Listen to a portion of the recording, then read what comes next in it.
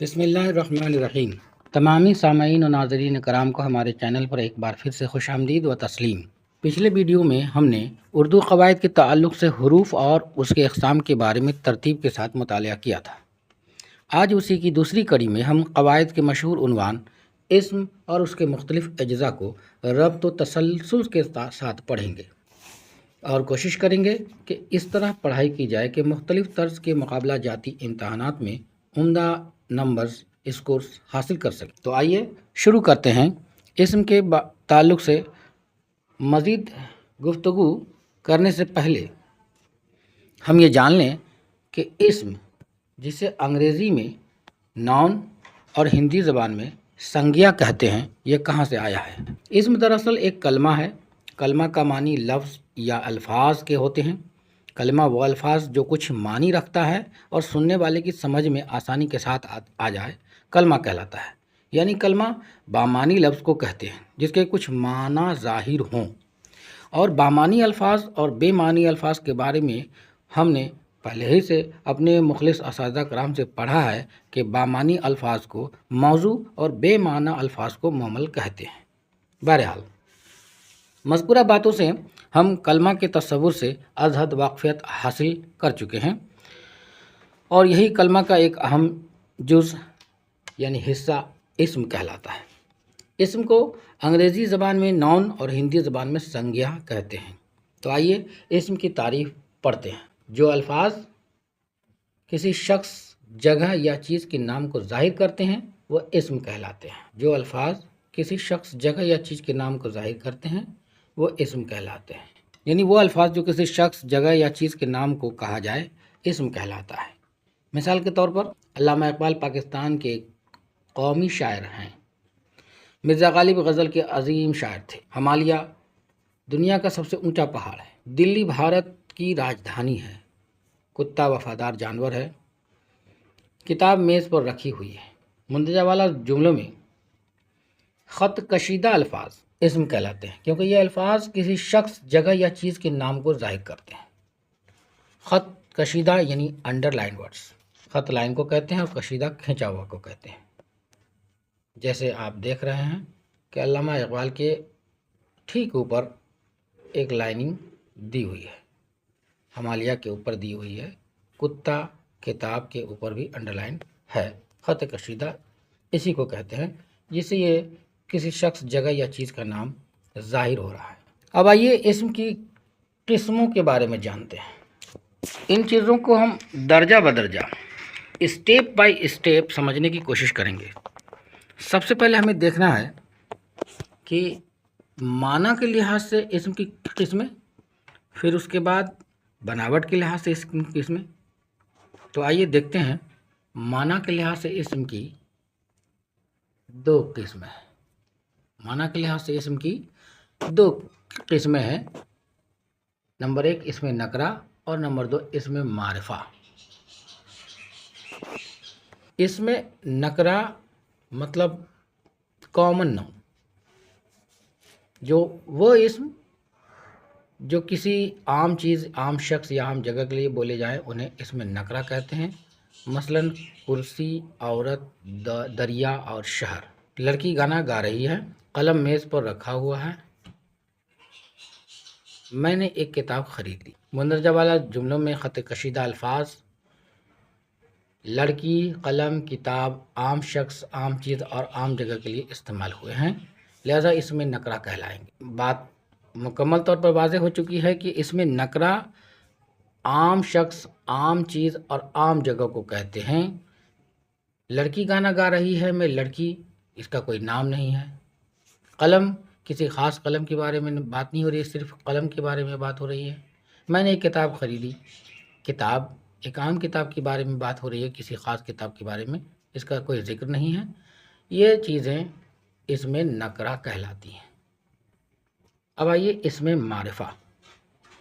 معرفہ proper noun کو کہتے ہیں، یعنی خاص، ایسے اسم جو کسی خاص شخص، خاص جگہ اور خاص چیز کے لیے بولے جائیں انہیں اسم معرفہ کہتے ہیں۔ مثلاً قرآن مجید ایک مقدس کتاب ہے، محمد علی جناح ہمارے رہنما ہیں، مینار پاکستان آزادی کا نشان ہے، مندرجہ والا جملوں میں خط کشیدہ الفاظ خاص چیز، خاص شخص اور خاص جگہ کے لیے استعمال ہوئے ہیں، اس لیے یہ اسم معرفہ کہلائیں گے۔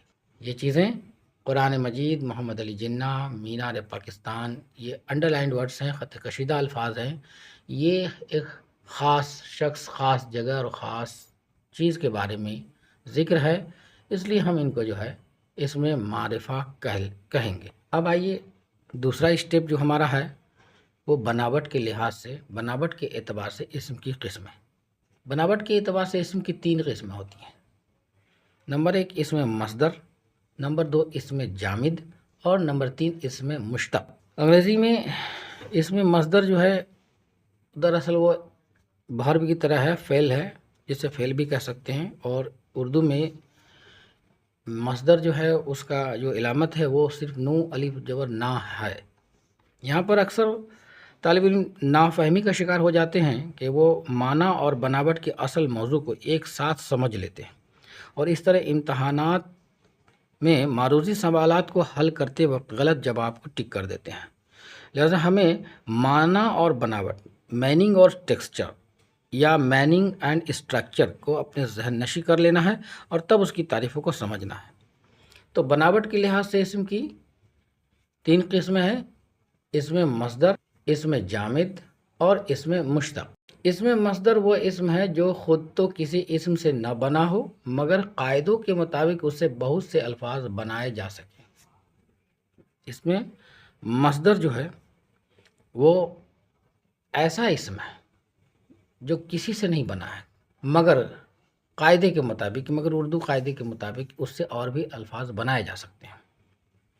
اور خاص طور سے اس میں مصدر میں جو علامت ہے وہ نا ہے، جیسے پڑھنا، کھانا، لکھنا، سونا، جاگنا، جو بھی چیزیں ہیں جس میں نو الف جبر نا کی علامت یا نشان آ رہے ہوں وہ اس میں مصدر ہے، اور اس سے بنائے گئے الفاظ، اس سے بہت سارے الفاظ بن سکتے ہیں، جیسے پڑھنا سے پڑھو، پڑھی، پڑھے، پڑھتے ہیں، پڑھتی، کھانا سے کھائے گئے، کھاؤ، کھائی، کھائے، کھاتے، کھاتی، لکھنا سے لکھو، لکھو، لکھ، لکھے، لکھتے، لکھتی، وغیرہ وغیرہ چیزیں ہیں جو اس میں مصدر کہلاتی ہیں۔ مصدر کے بعد نمبر 2 اسم جامد، وہ اسم جو نہ تو خود کسی اسم سے بنا ہو اور نہ اس سے کوئی دوسرا اسم بنایا جا سکے۔ بہت آسان اور لفظوں میں ہم یہ سمجھ سکتے ہیں کہ اسم مصدر وہ اسم ہے جو کسی سے نہیں بنا ہو لیکن اس سے کوئی دوسرا اسم، کوئی دوسرا کلمہ، کوئی دوسرے الفاظ سب بنائے جا سکتے ہیں، وہ اسم مصدر کہلاتے ہیں۔ لیکن ایسے اسم جو کسی سے نہیں بنتے ہیں اور نہ ہی اس سے کچھ بنائے جا سکتے ہیں، جیسے میز، کاپی، دوات، قلم، تو کوئی بھی چیز ہے اس سے کچھ دوسری چیز نہیں بنائی جا سکتی ہے۔ میز، کاپی، دوات وغیرہ وغیرہ بہت ساری مختلف قسم کی مثالیں اس میں آ سکتی ہیں۔ اس میں جامد یہ نہ تو خود کسی اسم سے بنتا ہے اور نہ ہی کوئی دوسرا اسم سے بنایا جا سکتا ہے۔ تیسرے نمبر پر اس میں مشتق ہے۔ یہ ایسا لفظ یا کلمہ جو کسی دوسرے لفظ سے نکلا ہو، یعنی اس کے پیچھے ایک مادہ مصدر بھی موجود ہو، اس کو اس میں مشتق کہتے ہیں۔ مطلب یہ دراصل مشتق جو ہے وہ مصدر سے ہی بنتا ہے۔ آج کل مقابلہ جاتی امتحانات وغیرہ میں اردو کے جو سوالات آ رہے ہیں اس میں اسم مصدر سے اسم مشتق بنانے یا کسی مصدر الفاظ کی مندرجہ ذیل میں سے مشتق بتائیے وغیرہ جیسے سوالات بھی اکثر بیشتر پوچھے جا رہے ہیں۔ تو ایسا لفظ ہے اسم مشتق جو مصدر جو کسی دوسرے لفظ سے تو نہیں نکلا ہے، یعنی اس کے پیچھے ایک مادہ مصدر بھی موجود ہے، اس کو اسم مشتق کہتے ہیں۔ مثال کے طور پر لکھنا ہے تو لکھنا سے لکھائی، پڑھنا سے پڑھائی، جاگنا سے جاگ وغیرہ وغیرہ، یہ سب اس میں مشتق کی مثالیں ہیں۔ تو اس میں مصدر، اس میں جامد اور اس میں مشتق، یہ بناوٹ کے لحاظ سے اسم کی 3 قسمیں ہیں، جبکہ معنی کے لحاظ سے اسم کی صرف 2 قسمیں تھیں، وہ اسم نکرہ اور اسم معرفہ تھیں۔ اور بناوٹ کے لحاظ سے اسم کی 3 قسمیں ہیں: اسم مصدر، اسم جامد اور اسم مشتق۔ مصدر سے مشتق بنانے کے بہت سارے سوالات معروضی سوالات کے طور پر آ رہے ہیں۔ نیکسٹ آئیے اب ہم پھر واپس اسم معرفہ کی طرف آتے ہیں، یعنی پراپر ناؤن کی طرف آتے ہیں۔ ہم یہ اچھی طرح جانتے ہیں کہ کسی خاص شخص، خاص جگہ یا خاص چیز کے نام کو اسم معرفہ کہتے ہیں۔ اسم معرفہ اردو قواعد کے اصطلاح میں اسم معرفہ کو 4 قسموں میں تقسیم کیا گیا ہے۔ نمبر 1 اسم علم، نمبر 2 اسم ضمیر، نمبر 3 اسم اشارہ اور نمبر 4 اسم موصول۔ یہ اسم معرفہ کی 4 اقسام ہیں۔ سب سے پہلے ہم اسم علم کو دیکھیں۔ یہاں علم پڑھنا ہے، چونکہ علم سے مراد جاننا، نالج کے ہیں، گیان کے ہیں، مگر اردو گرامر کی اصطلاح میں علم کا مطلب وہ خاص نام ہے جو مختلف لوگوں کی پہچان کے لیے بولے جاتے ہیں۔ اس کا لغوی معنی علامت اور نشان کے ہیں۔ اسم علم وہ خاص نام جس سے کوئی شخص، جگہ یا چیز کو پکارا جائے، اسم علم کہلاتا ہے۔ اسم علم اس سے مراد وہ مخصوص اسما ہیں، وہ مخصوص نام ہیں جو مختلف اشخاص کی پہچان کے لیے بولے جاتے ہیں، اور اس لحاظ سے اس کی 5 اقسام ہیں۔ اسم علم کی 5 قسموں کو اب ہم باری باری سے پڑھیں گے۔ اسم علم کیا ہے؟ وہ خاص نام جس سے کوئی شخص، جگہ یا چیز کو پکارا جائے، اس کی پہچان کے لیے بولا جائے۔ تو اس لحاظ سے ہم علم کی 5 قسموں کو باری باری سے پڑھیں گے۔ نمبر 1 تخلص، نمبر 2 خطاب، نمبر 3 لقب، نمبر 4 کنیت اور نمبر 5 عرف۔ ان کے اس طرح کے بہت سارے مزید سوالات مقابلہ جاتی امتحانات میں اسم علم کی اقسام کے تعلق سے آتے ہیں، اور اکثر بیشتر طلباء نافہمی کی شکار ہو جاتے ہیں۔ ہم اس کو بہت دھیان سے، بہت توجہ سے دیکھیں گے۔ سب سے پہلے ہم تخلص کو پڑھیں گے۔ عام طور پر تخلص وہ چھوٹا سا قلمی نام ہے جسے شعراء اپنے اصل نام کی بجائے شعروں میں، خصوصاً غزل کے آخری شعر میں استعمال کرتے ہیں۔ غزل کے آخری شعر میں اکثر شعراء حضرات اپنا ایک چھوٹا سا قلمی نام استعمال کرتے ہیں، جیسے الطاف حسین حالی اس کے اوپر ایک نشان بھی ہوتا ہے تخلص کا۔ الطاف حسین حالی کے دل میں قوم کا درد تھا۔ حالی کے اوپر جو نشان بنا ہوا ہے یہی تخلص ہے۔ میر تقی میر کی شاعری غم کی ترجمان ہے۔ اسد اللہ خان غالب اردو اور فارسی کا عظیم شاعر، جیسے ایک شعر: جو اس زور سے میر روتا رہے گا تو ہمسایہ کاہے کو سوتا رہے گا۔ یہاں پہ میر کے نام کے اوپر جو تخلص کا نشان ہے یہ ظاہر کر رہا ہے کہ میر تخلص ہی ہے شاعر کا۔ مزید امثال ہوئے کہ ہم کو شاعر نہ کہو میر کہ صاحب ہم نے درد و غم جمع کتنے کیے تو دیوان کیا۔ ریختہ کہ تم ہی استاد نہیں ہو غالب، کہتے ہیں اگلے زمانے میں کوئی میر بھی تھا۔ اس میں میر، غالب، یہ سب جو ہے، حالی، یہ سب شاعروں کے تخلص ہیں۔ دوسرا نمبر آتا ہے خطاب کا۔ خطاب عزت اور قابلیت کا وہ نام ہے جو کسی کو اس کی خدمت، بہادری اور قابلیت کی بنا پر حکومت کی طرف سے ملتا ہے۔ بالخصوص دھیان دینے کی ضرورت ہے کہ اسٹیپ بائی اسٹیپ ہم اس کو سمجھنے کی کوشش کریں گے کہ اسم معرفہ کی جو پہلی قسم ہے اسم علم، اور اسم علم کی جو 5 قسمیں ہیں ان میں تخلص پہلی قسم ہے، اور تخلص کے بعد خطاب آتا ہے۔ تو خطاب جو ہے وہ عزت اور قابلیت کے طور پر حکومت کی جانب سے کسی شخص کو اس کی خدمت، بہادری اور قابلیت کی بنا پر حکومت کی طرف سے دی جاتی ہے تو وہ خطاب کہلاتا ہے۔ جیسے شمس العلماء مولوی نذیر احمد دہلوی اردو کے پہلے ناول نگار ہیں۔ یہ شمس العلماء مولوی نذیر احمد دہلوی جو ہیں ان کا خطاب ہے۔ شفاء الملک حکیم محمد حسن قرشی ایک مشہور طبیب تھے۔ یہ شفاء الملک، شمس العلماء، یہ جو چیزیں ہیں یہ خطاب ہیں اور حکومت کی جانب سے ملے ہیں۔ جیسے سر سید احمد خان کو سر کا خطاب ملا، خان عبد الغفار خان کو خان سرحدی گاندھی کا خطاب ملا۔ مندرجہ والا مثالوں میں مولوی نذیر احمد کو علم کی روشنی پھیلانے کی وجہ سے शमसुल उलमा यानी उलमा का सूरज का खिताब दिया गया। उसी तरह हकीम मोहम्मद हसन कुरैशी एक तबीब थे, उन्हें शफाउल मुल्क का खिताब दिया गया। और इसमें अहम बात है कि आजकल खिताब की बजाय एजाज़ का लफ्ज़ बोला जाता है। जो शख्स कोई बड़ा कारनामा या कौमी खिदमत बजा लाता है उसे हुकूमत की तरफ से एजाज़ या तमगा से नवाजा जाता है। मसलन मेजर अजीज़ भट्टी को निशान हैदर से नवाजा गया। निशान हैदर के अलावा कई और खिताबात और एजाज़ात भी हैं जो खिदमत के सिले में दिए जाते हैं। मसलन सितारे खिदमत, तमग़े इम्तियाज़, हिलाल पाकिस्तान, सितारा इम्तियाज़ वगैरह वगैरह।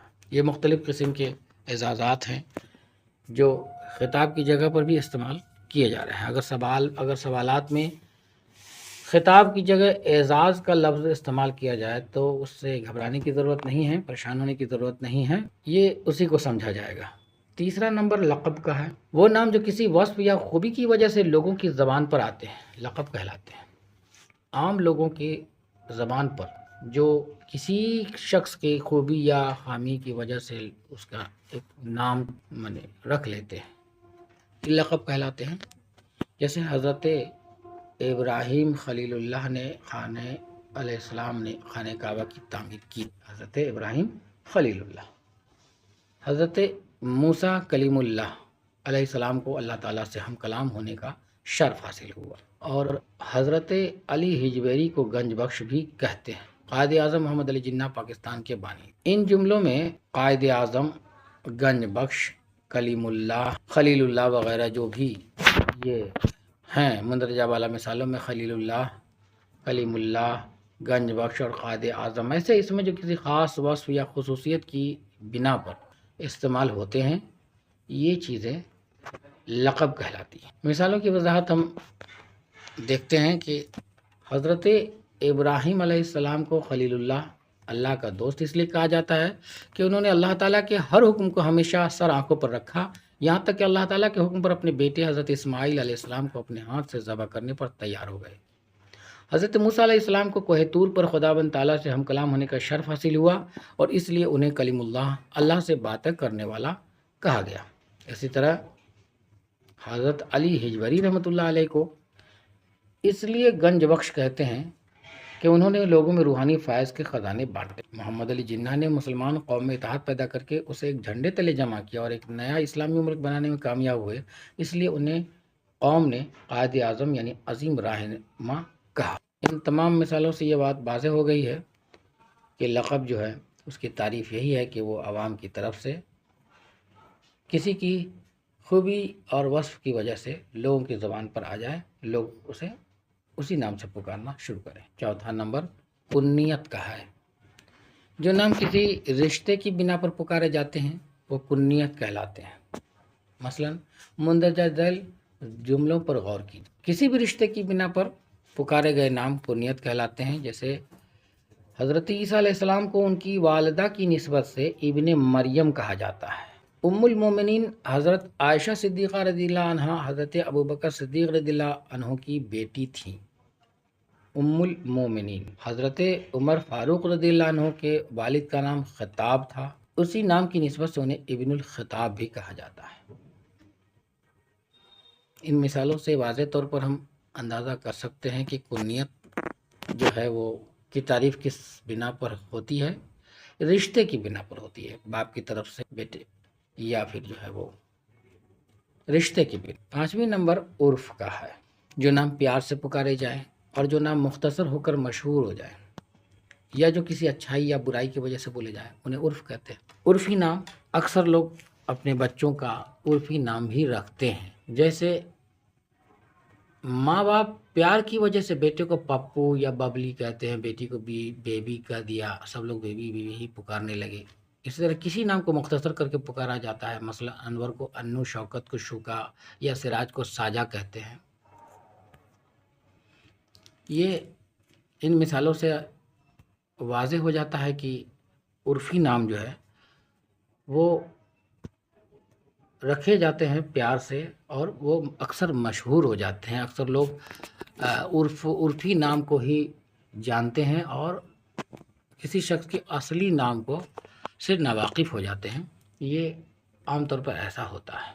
तो आइए स्टेप बाय स्टेप अब हम फिर इसमें मारिफ़ा की दूसरी किस्म इसमें ज़मीर की तरफ आते हैं, जिसे پرونون بھی کہتے ہیں، اس کے بارے میں تفصیلی گفتگو کرتے ہیں۔ اس میں ضمیر کی تعریف،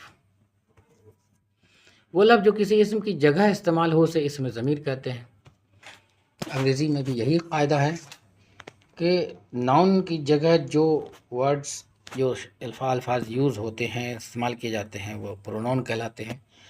اور اردو گرامر میں بھی، اردو قواعد بھی اس سے مستثنیٰ نہیں ہے کہ اسم کی جگہ جو الفاظ استعمال کیے جا رہے ہیں وہ اسم ضمیر ہوتے ہیں، یعنی کہ پرونون کہلاتے ہیں۔ مثال کے طور پر نیچے لکھے گئے جملوں پر غور کیجیے کہ اکبر 7ویں جماعت میں پڑھتا ہے، وہ صبح سویرے اٹھا، اس نے منہ ہاتھ دھویا، اس کے والد صاحب نے اسے پڑھنے کے لیے اخبار دیا۔ تھوڑی دیر کے بعد اکبر کا دوست اکرم آ گیا، اس نے اکبر سے کہا میں تمہارا انتظار کرنے کے بعد خود تم سے ملنے آ گیا ہوں، آج ہم مل جل کر اسکول کا کام کریں گے۔ یہ ایک مضمون کی طرح ہے یہ پوری باتیں، جس میں اکبر اور اکرم کے کا ذکر ہے، اور ہر بار جو ہے اس میں غور کرنے کی چیز ہے کہ اکبر کی جگہ جو ہے وہ اسے تمہارا اور اکرم کی جگہ میں، اور آخر میں اکبر اور اکرم کی جگہ ہم کا لفظ استعمال ہوا ہے۔ یہ سب الفاظ اصل ناموں کی جگہ استعمال ہوئے ہیں، اس لیے اس میں ضمیر کہلائیں گے۔ اگر ہم انہیں مثالوں کو اس طرح پڑھیں کہ اکبر 7ویں جماعت میں پڑھتا ہے، اکبر صبح سویرے اٹھا، اکبر نے منہ ہاتھ دھویا، اکبر کے والد صاحب نے اسے پڑھنے کے لیے اخبار دیا، تو یہ معیوب سمجھا جاتا ہے۔ ایک اچھے زبان و ادب کا طالب علم اگر اس طرح سی باتیں کرتا ہے یا لکھتا ہے، پڑھتا ہے، تو اسے معیوب سمجھا جاتا ہے۔ اس لیے اچھی زبان بولنے کے لیے اور لکھنے کے لیے ضروری ہے کہ اسم کی جگہ بار بار اسم کی جگہ استعمال نہ کر کے اس کی ضمیر کا استعمال کیا جائے۔ اب آئیے آگے ہم بڑھتے ہیں۔ اسم ضمیر کی اقسام۔ اسم ضمیر کی 3 اقسام ہیں۔ اسم ضمیر کی 3 اقسام۔ نمبر 1 اسم ضمیر غائب، نمبر 2 اسم ضمیر حاضر، اور نمبر 3 اسم ضمیر متکلم۔ اسم ضمیر غائب وہ ان ایسے ناموں کے لیے استعمال ہوتے ہیں جو سامنے موجود نہ ہو، انہیں اسم ضمیر غائب کہتے ہیں۔ اسم ضمیر غائب سے ہی پتہ چل رہا ہے، غائب کا مطلب جو موجود نہ ہو۔ تو جو اسم کی جگہ جو ضمیر ہم استعمال کرتے ہیں وہ ان وغیرہ جیسے، تو یہ اسم ضمیر غائب کہلاتے ہیں۔ ٹھیک اسی طرح اسم ضمیر حاضر، تو، تم، آپ، یہ جو الفاظ ہیں ان کے لیے استعمال کیے جاتے ہیں جو سامنے موجود ہوں، انہیں اسم ضمیر حاضر کہتے ہیں۔ اور اسم ضمیر متکلم وہ ضمیر جو بات کرنے والا شخص اپنے لیے استعمال کرتا ہے، جیسے میں، ہم، میں اور ہم، یہ اکثر متکلم ہی یوز کر سکتا ہے اسم ضمیر متکلم۔ تو ہم نے دیکھا کہ اسم ضمیر جو اسم معرفہ کی قسموں میں سے دوسری قسم ہے، اسم ضمیر کی 3 قسمیں بنائی گئی، اسم ضمیر غائب، اسم ضمیر حاضر اور اسم ضمیر متکلم۔ غائب کا مطلب جو موجود نہیں ہے، جیسے وہ، ان وغیرہ۔ حاضر کا مطلب تو، تم، آپ، یہ جو سامنے موجود ہیں، اور متکلم بات کرنے والا جیسے میں، ہم، وغیرہ وغیرہ۔ اب آئیے اس میں اشارہ کی طرف۔ اس میں اشارہ یہ بھی اسم معرفہ کی تیسری قسم ہے، اور وہ اسم ہے جو دور اور نزدیک کی کسی چیز، جگہ یا شخص کی طرف اشارہ کرے، اور جس چیز کی طرف اشارہ کیا جائے اسے مشار علیہ کہتے ہیں۔ مثلا یہ درخت امرود کا ہے، وہ آدمی کمرے سے باہر گیا، یہ لڑکی ذہین ہے۔ یہاں قابل دید بات یہ ہے کہ اس میں اشارہ سے ہی ہم سمجھ سکتے ہیں کہ کسی چیز یا جگہ کی طرف اشارہ کیا جائے، اور اشارہ ہاتھ سے کیا جائے یا آنکھوں سے کیا جائے وہ اشارہ ہی کہلاتا ہے، اور جس کی طرف اشارہ کیا جائے، جس چیز کی طرف اشارہ کیا جائے اسے مشار علیہ کہتے ہیں۔ جیسے ہم یہاں پہ دیکھ رہے ہیں کہ یہ اور وہ اس میں اشارہ ہے، جبکہ درخت، آدمی اور لڑکی مشار علیہ ہے۔ ہم اچھی طرح دیکھ رہے ہیں کہ یہ، وہ، یہ سب کیا ہے؟ اس میں اشارہ اور اسی میں درخت، آدمی اور لڑکی جس کی طرف اشارہ کیا جا رہا ہے، یہ سب مشارے علیہ۔ تو اس میں اشارہ وہ ہے جو دور ہو یا نزدیک ہو، کسی بھی چیز یا جگہ یا شخص کی طرف اشارہ کیا جائے، یہ چیزیں اس میں اشارہ کہلاتی۔ یہاں ہم اس میں اشارہ کی چند قسموں کے بارے میں بھی پڑھیں گے۔ اس میں اشارہ کی دو قسمیں ہوتی ہیں، اس میں اشارہ قریب اور اس میں اشارہ بعید۔ یہاں نام سے ہی ظاہر ہے، قریب کا مطلب ہوتا ہے نزدیک اور بعید کا مطلب دور ہوتا ہے۔ تو ہم اس میں اشارہ قریب کو دیکھتے ہیں۔ اس میں اشارہ قریب وہ اسم جو کسی نزدیک چیز کی طرف اشارہ کرے، مثلا یہ، اس، ان، یہ سب اس میں اشارہ ہے۔ یہ کتاب مجھے دے دو، ان کو گھر پہنچا دو، اس کے پاس میرا قلم ہے، تو یہ اس میں اشارہ قریب ہے، جہاں اس طرح کے الفاظ استعمال ہو رہے ہیں، یہ، اس، ان وغیرہ وغیرہ۔ اس میں اشارہ بھائی دور کی چیز کی طرف یا جگہ کی طرف اشارہ ہو رہا ہے، جیسے مثلا وہ، اس، ان وغیرہ وغیرہ۔ وہ میرا دوست ہے، اس نے اس کا کان کھینچا، ان کے پاس جاؤ وغیرہ وغیرہ، یہ اس میں اشارہ بعید کی مثالیں ہیں۔ تو اس میں اشارہ دو قسمیں ہوئیں، اس میں اشارہ قریب اور اس میں اشارہ بعید۔ اب اس میں معرفہ کی جو آخری قسم ہے وہ اس میں موصول ہے۔ اس میں معرفہ کی جو سب سے آخری قسم ہے وہ اس میں موصول ہے۔ اس میں موصول وہ اسم ہے کہ جب تک اس کے ساتھ کوئی جملہ نہ ملایا جائے تب تک اس کے معنی پوری طرح سمجھ میں نہیں آتے۔ نہایت ہی آسان لفظوں میں ہم سمجھ سکتے ہیں کہ اگر کوئی آدھا جملہ آدھی بات کوئی کہتا ہے اور اس کے بعد والی بات کو نہیں کہتا ہے تو اس سے پوری بات سمجھ میں نہیں آتی ہے۔ ایسے اسم کو اسم موصول کہتے ہیں۔ اسم موصول ایسا اسم ہے جب تک اس کے ساتھ کوئی اور جملہ نہ ملایا جائے، تب تک اس کے معنی پوری طرح سمجھ میں نہیں آتے۔ اسم موصول کو ضمیر موصولہ بھی کہتے ہیں۔ صلہ، اسم موصول کے بعد مطلب کو واضح کرنے والا جو جملہ آتا ہے اسے صلہ کہتے ہیں۔ اور جواب صلہ، اسم موصول اور صلہ کے بعد جو دوسرا جملہ بات کو مکمل کرنے کے لیے لایا جاتا ہے وہ جواب صلہ کہلاتا ہے۔ یہاں پہ یہ نوٹ کرنے کی چیز ہے کہ اسم موصول میں ایسا اسم ہے کہ اس میں جو ہے کوئی جب تک جملہ نہیں ملایا جائے وہ مکمل نہیں ہو سکتا۔ اسم موصول کو ہم ضمیر موصولہ بھی کہتے ہیں۔ اگر یہ سوال اس طرح سے بھی پوچھا جائے کہ ضمیر موصولہ کیسے کہتے ہیں تو یہی تعریف بیان کرنا ہے۔ اور ضمیر موصولہ یا اسم موصول میں جو صلہ اور جواب صلہ ہے اس میں یہی ہے کہ اس میں موصول کے بعد مطلب کو واضح کرنے والا جو جملہ آتا ہے اسے صلہ کہتے ہیں، اور اس میں موصول اور صلہ کے بعد جو دوسرا جملہ بات کو مکمل کرنے کے لیے لایا جاتا ہے وہ جواب صلہ کہتے ہیں۔ یعنی ایک پہلا جملہ صلہ اور اس کے بعد اس بات کو مکمل کرنے کے لیے جو جملہ آ رہا ہے وہ جواب صلہ ہے۔ مثال کے طور پر ہم اس کو اس طرح سمجھیں گے، جو محنت کرتا ہے کامیاب ہو جاتا ہے۔ دی گئی مثال میں جو محنت کرتا ہے، جو اسم موصول ہے، محنت کرتا ہے یہ صلہ ہے، اور کامیاب ہو جاتا ہے یہ جواب صلہ ہے۔ جو محنت کرتا ہے کامیاب ہو جاتا ہے، اس جملے میں جو اسم موصول ہے، محنت کرتا ہے صلہ ہے اور کامیاب ہو جاتا ہے یہ جواب صلہ ہے۔ اگر ہم صرف جو کہتے ہیں تو یہ اسم موصول ہے اور اس سے بات واضح نہیں ہو رہی ہے، لیکن کہتے ہیں جو محنت کرتا ہے تو بھی بات پوری طرح واضح نہیں ہو رہی ہے، کیونکہ ابھی آخری جملہ باقی ہے، کامیاب ہو جاتا ہے۔ تو اس طرح ہم دیکھتے ہیں کہ جو کچھ، جو کوئی، جون سا، جنہیں، جون سی، جون سے، جن کا، جنوں، جس، جیسا، جیسی، جیسے، جتنا، جتنے اور جتنی وغیرہ وغیرہ، یہ سب اسم موصول کی جو دیگر مثالیں ہیں، اور ان مثالوں سے ہی ہم اچھی طرح واضح کر سکتے ہیں کہ اسم موصول کیا ہے۔ آئیے اب ہم آگے بڑھتے ہیں جہاں ہم نے چھوڑا تھا، اسٹیپ بائی اسٹیپ کہ اس نکرہ